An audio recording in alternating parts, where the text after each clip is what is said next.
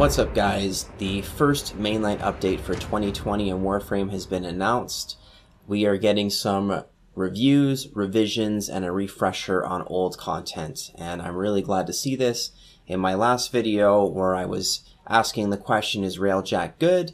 I said that I think a lot of us in the Warframe community are afraid that Digital Extremes is going to just continue pushing out new content without giving ample time to revise and update and balance and fix old content that has a lot of potential, like the Kuva Lich system, for example. And there's a lot of things that have existed in Warframe that have been needing attention from the developers, like armor scaling and potentially shield gating or something to make shields more valuable.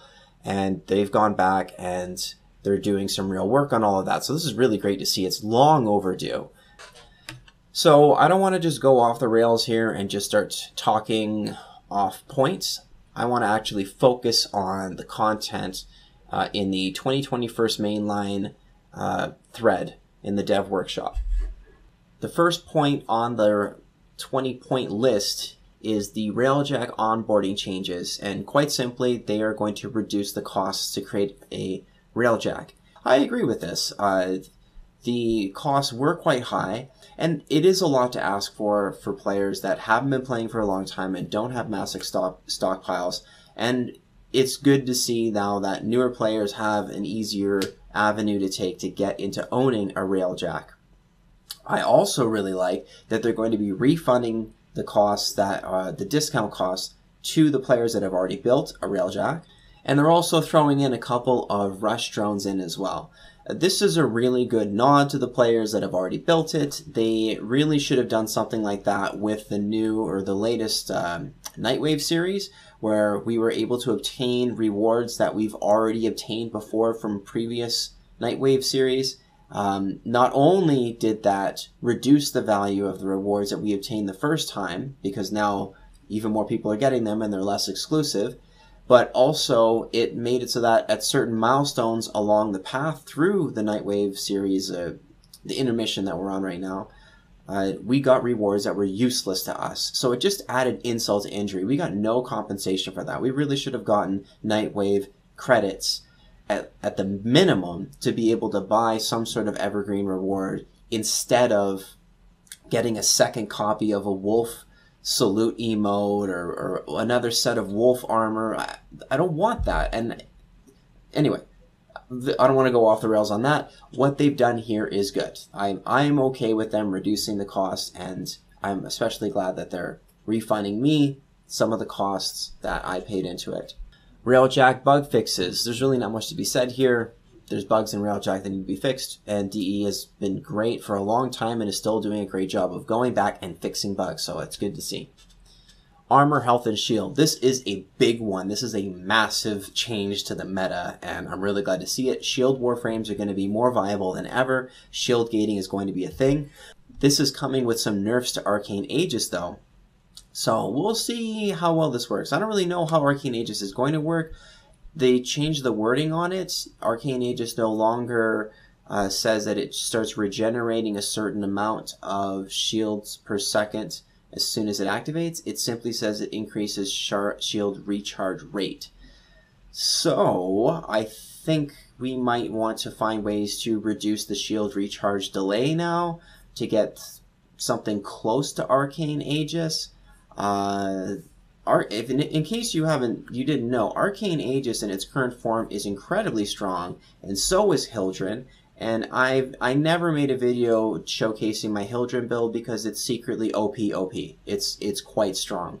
I never even needed to use the new augment mod to have my shield up forever. If you got the right Kubrow that fully recharges your shield, 2 copies of Arcane Aegis, and adaptation, you can stay in Aegis Storm forever and crowd control every enemy in a massive room constantly.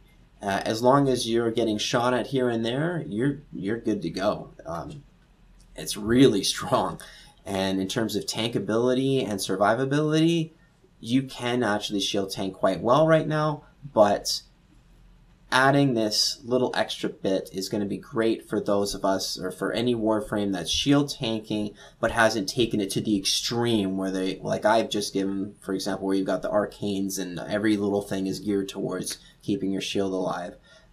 This is good. I'm really glad to see this. I'm also really glad to see this being applied to the enemies. I think out of all of the changes, this is probably one of the ones that I'm most excited for. This might be the one that I am most excited for. Corpus enemies are going to be more interesting to fight now. You're going to get rewarded for headshotting them. I really, really like that they're adding that. Whether if you have a skillful player, you're rewarded because you can still insta-pop the Corpus enemies by shooting them in the head. I really like this 5% bleed over effect where if you damage their shields, any damage that would go through their shields normally and one-shot them, you'll still get some, but you're only going to get 5% of that. I think that's how that's going to work.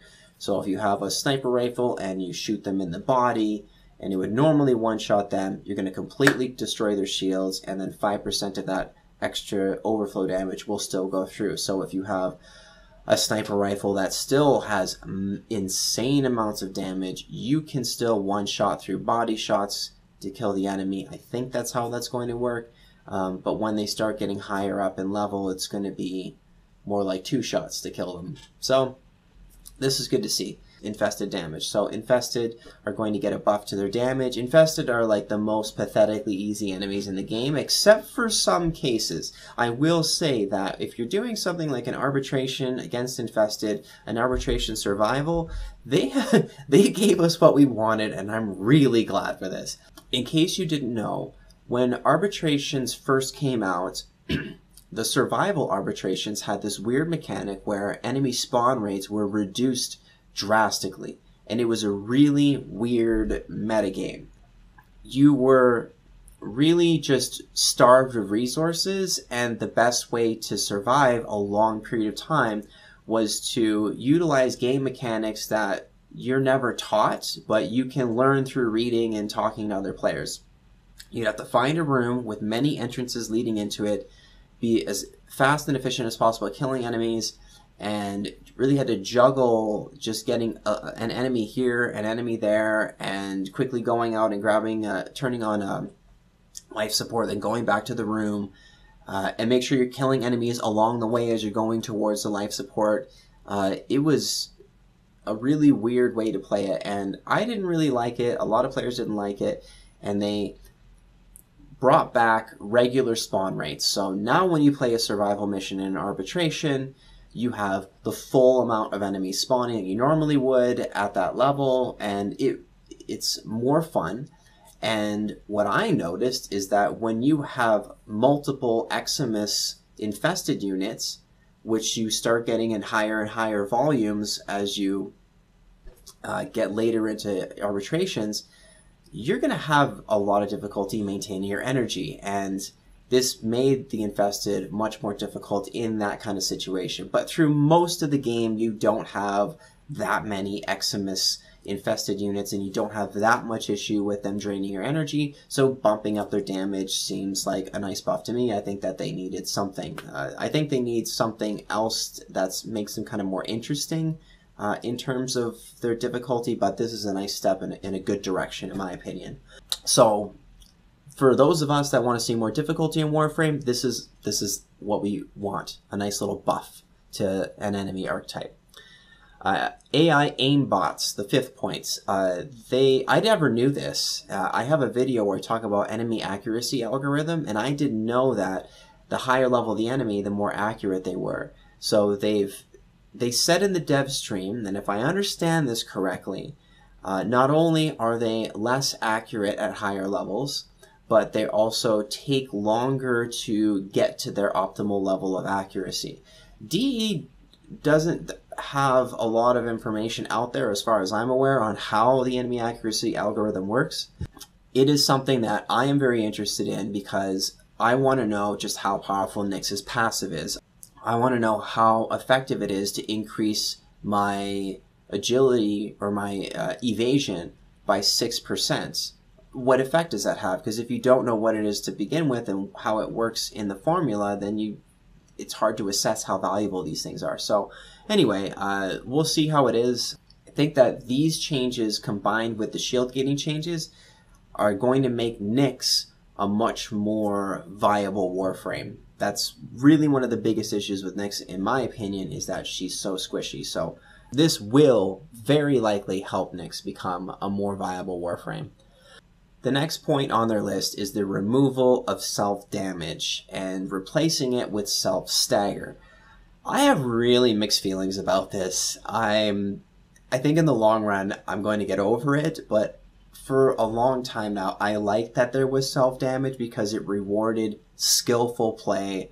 I never felt like it was so frustrating that I wanted them to completely take out self-damage, but they're doing it, and on the upside, this is going to make a lot more weapons way more viable. I'm thinking in particular the Angstrom. I thought that the Angstrom was a really cool weapon a long time ago, and it was more powerful a long time ago, but it's not that powerful today, especially with the self-damage. I might go and check it out again.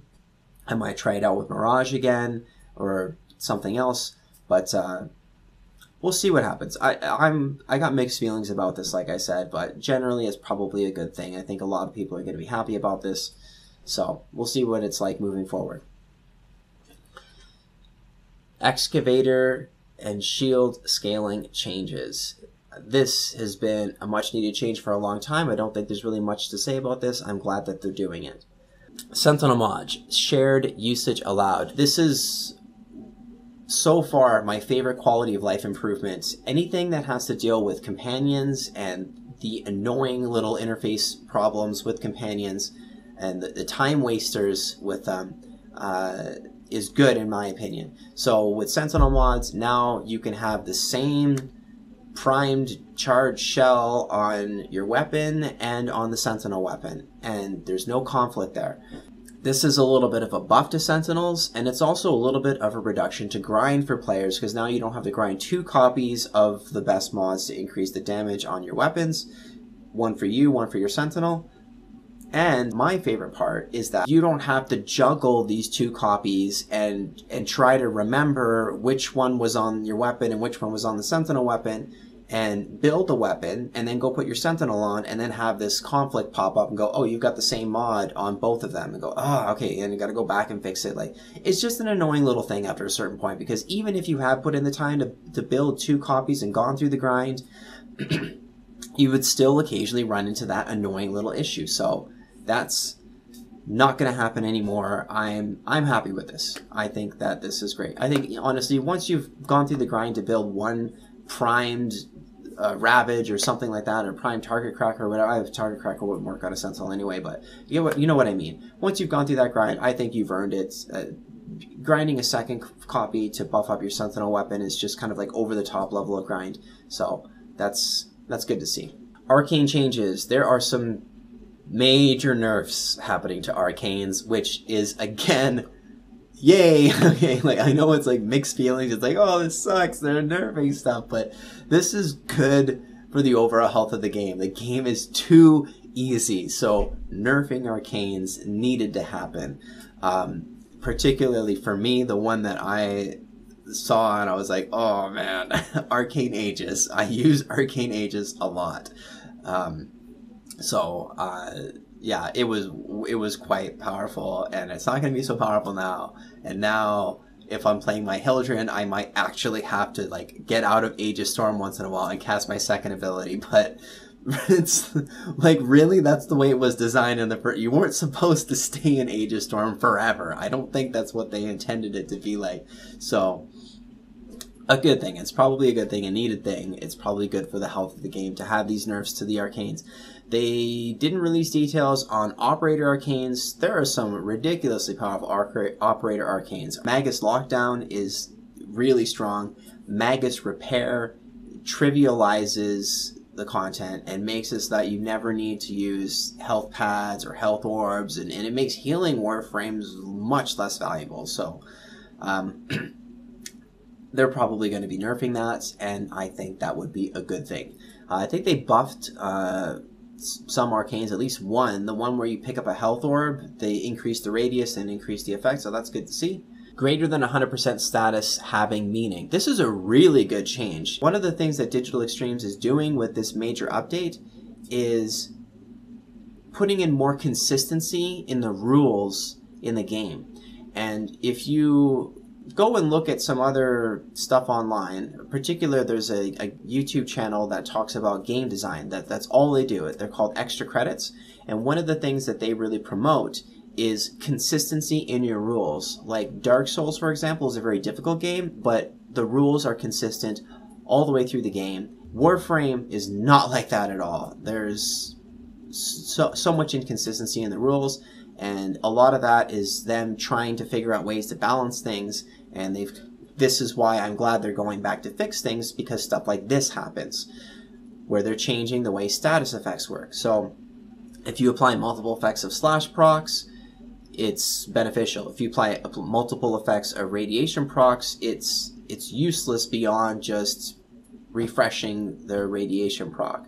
So now we'll see some actual benefits to rapidly applying cold procs, for example. At least I hope so.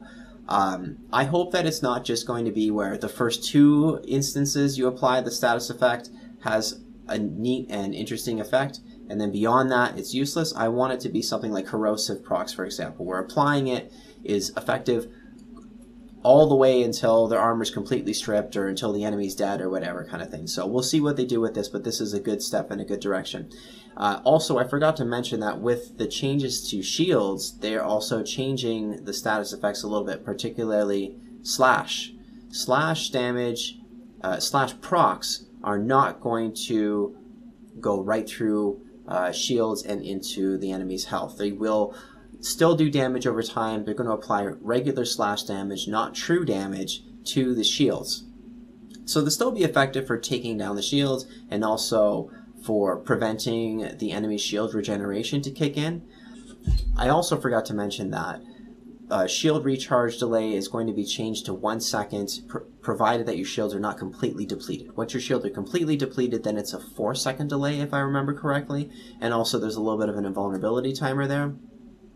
But anyhow, so these status effect changes will be interesting. I'm curious to see what they're going to do. I think that this is kind of opening up a potential for more problems, for more balancing problems, because anytime you have a status effect where you apply it multiple times, it has an effect, they can make something that's overpowered potentially.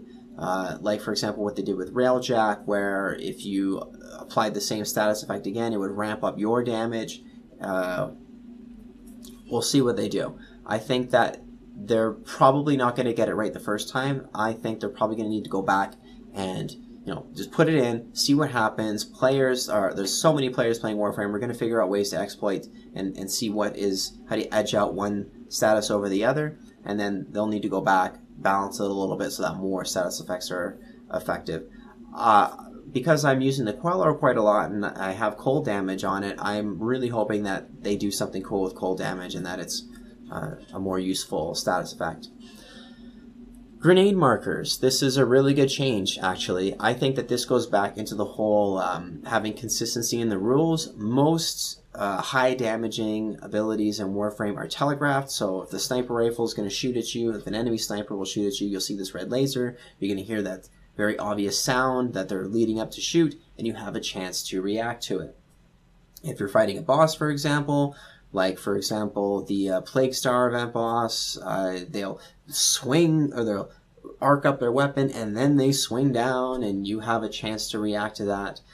Seeing an actual marker for the grenade it's really helpful. Even right now today, like when I hear the grenade, I've trained myself to hear the sound of the grenade when it's about to go off. I know when there's a grenade near me that's about to go off most of the time. But I have a bit of difficulty locating it. It's so small and it just blends in with the ground, and I'm turning my character around and I'm using my headphones to try and find it, and I usually just end up just running away and bullet jumping away and in a direction, because I know if I get far enough in any direction, I'm going to get away from this thing. And it would be nice to have a better way to know where it is. this is going to help save a lot of new players' lives. Yeah, this is good. And they also added it so you can destroy the grenade. Also, really good. That's a really great change. I'm glad that they're doing this.